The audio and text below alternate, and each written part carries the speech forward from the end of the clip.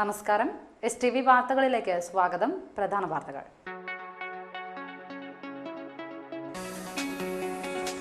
തൃപ്രയാർ ശ്രീരാമക്ഷേത്രത്തിൽ പുതിയ ശീവേലി തിടമ്പ് സമർപ്പിച്ചു. ഭാഗവതാചാര്യൻ സ്വാമി ഉദിത് ചൈതന്യ നയിക്കുന്ന സുദർശനം ഭാഗവത സപ്താഹയജ്ഞത്തിന് ഭക്തിസാന്ദ്രമായ തുടക്കം.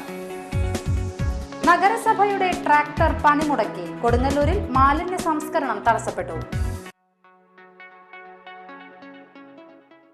വാർത്തകൾ വിശദമായി.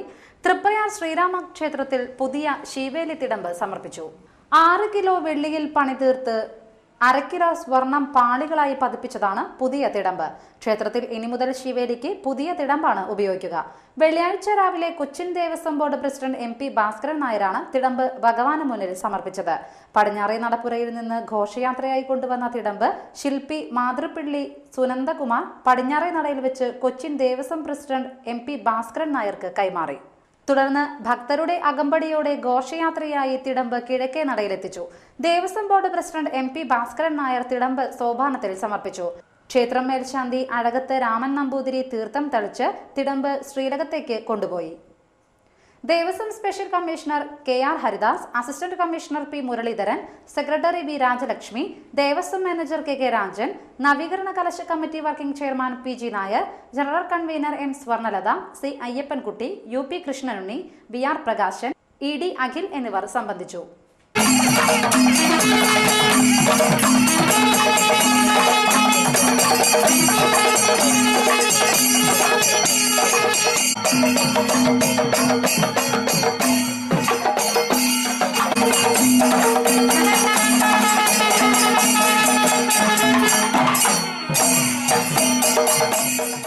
ഭാഗവതാചാര്യൻ സ്വാമി ഉദിത് ചൈതന്യ നയിക്കുന്ന സുദർശനം ഭാഗവത സപ്താഹയജ്ഞത്തിന് ഭക്തിസാന്ദ്രമായ തുടക്കം. സംസ്കൃതിയുടെ പ്രയോക്താക്കളായ സന്യാസി പരമ്പരയിൽപ്പെട്ടതും ഇന്നുള്ള ഭാഗവത ശോഭയാത്രയാണ് ഈ വാഹനത്തിന്റെ തൊട്ടുപിറകിലായി കടന്നു വരുന്നത്.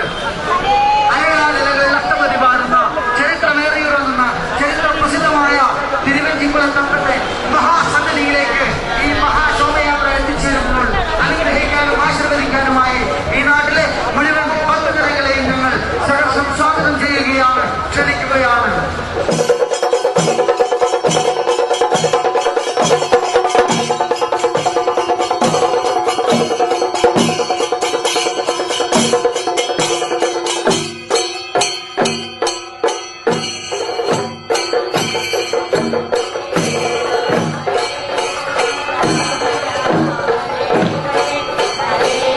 യജ്ഞത്തിന് തുടക്കം കുറിച്ച് തൃക്കുലശേഖരപുരം ക്ഷേത്രാങ്കണത്തിൽ നിന്നും പൂജിച്ച വിഗ്രഹവും ഗ്രന്ഥവും അലങ്കരിച്ച വാഹനത്തിൽ ശോഭയാത്രയായി ആനയിച്ചു.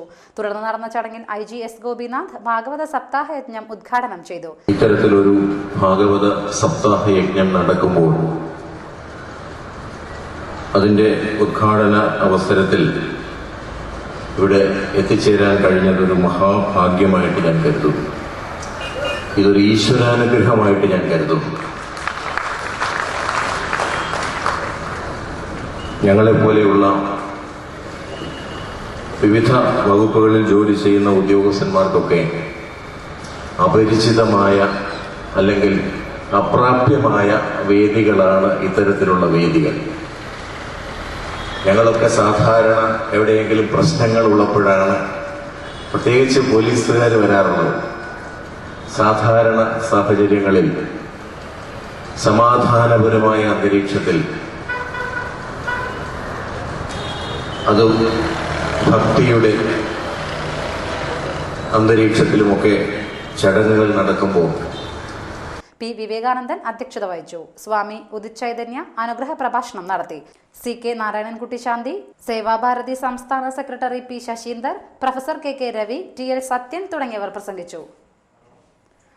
നഗരസഭയുടെ ട്രാക്ടർ പണിമുടക്കി. കൊടുങ്ങല്ലൂരിൽ മാലിന്യ സംസ്കരണം തടസ്സപ്പെട്ടു. കൊടുങ്ങല്ലൂർ നഗരത്തിലെ ശുചീകരണത്തിനായി ഉപയോഗിക്കുന്ന ട്രാക്ടർ കേടുവന്നതിനെ തുടർന്ന് 2 ആഴ്ച കാലമായി മാലിന്യം നീക്കം ചെയ്യൽ തടസ്സപ്പെട്ട അവസ്ഥയിലാണ്. കാലാകാലങ്ങളിലുള്ള അറ്റകുറ്റപ്പണികൾ ചെയ്യാത്തത് മൂലമാണ് ട്രാക്ടർ പ്രവർത്തനരഹിതമായതെന്ന് പറയപ്പെടുന്നു. മാലിന്യം നീക്കം ചെയ്യൽ തടസ്സപ്പെട്ടതിനെ തുടർന്ന് നഗരമാലിന്യം രാത്രികാലങ്ങളിൽ കത്തിച്ചു കളയാൻ ശ്രമിക്കുകയാണ് നഗരസഭ ആരോഗ്യ വിഭാഗം. കൊടുങ്ങല്ലൂർ ശ്രീ കുരുമ്പ ഭഗവതി ക്ഷേത്രത്തിൽ ശ്രീ ലളിത സഹസ്രനാമ ജപയജ്ഞം നടന്നു. ശ്രീ ലളിതാദേവി ഉപാസക സമിതി, ക്ഷേത്രോപദേശക സമിതി, അഖില ഭാരത ശ്രീ കുരുമ്പ ഭഗവതി സേവാ സംഘം, സേവാഭാരതി, ആദർശ കുടുംബസഭ, OK യോഗം, വിവേകാനന്ദ കേന്ദ്രം, പട്ടായ സമാജം, വിശ്വബ്രാഹ്മണ സഭ എന്നീ സംഘടനകൾ സംയുക്തമായാണ് ലളിത സഹസ്രനാമ ജപയജ്ഞം സംഘടിപ്പിച്ചത്. ഈ രഹസ്യം ഉൾക്കൊണ്ടുകൊണ്ടാണ് നമുക്ക് മുൻപുള്ളവർ, നമ്മുടെ ഗുരുക്കന്മാർ, നമ്മുടെ ഓരോരുത്തരുടെയും നന്മയ്ക്കായി ഇത്തരം കാര്യങ്ങൾ ക്രോഡീകരിച്ച് നൽകിയിരിക്കുന്നത്. ക്രോഡീകരിച്ച് വെച്ചിരിക്കുക എന്ന് പറഞ്ഞു കഴിഞ്ഞാൽ ലളിത സഹസ്രനാമത്തിന്റെ ഒരു ക്രോഡീകരണം ഓരോ നാമങ്ങൾക്കകത്തും ഞാൻ മുമ്പേ പറഞ്ഞതുപോലെ നാമമായിട്ടും നാമവിശേഷണമായിട്ടും ക്രിയയായിട്ടും ക്രിയാവിശേഷണമായിട്ടും അതേ പദം തന്നെ ഉപയോഗിക്കാൻ പറ്റുന്നുണ്ട്. ഈ പ്രപഞ്ചം മുഴുവൻ നിറഞ്ഞു നിൽക്കുന്ന പ്രതിഭാസത്തെ പൂർണ്ണമായി ഉൾക്കൊള്ളുവാൻ മനുഷ്യന് സാധിക്കുകയില്ല. എന്നാൽ അതേ കാര്യം തന്നെ സൂക്ഷ്മമായി ബിന്ദു രൂപത്തിൽ, വളരെ ചെറിയ രൂപത്തിൽ കാണിച്ചു തരുമ്പോൾ അവന് മനസ്സിലാകുവാനും ഉൾക്കൊള്ളുവാനും സാധിക്കുന്നുണ്ട്.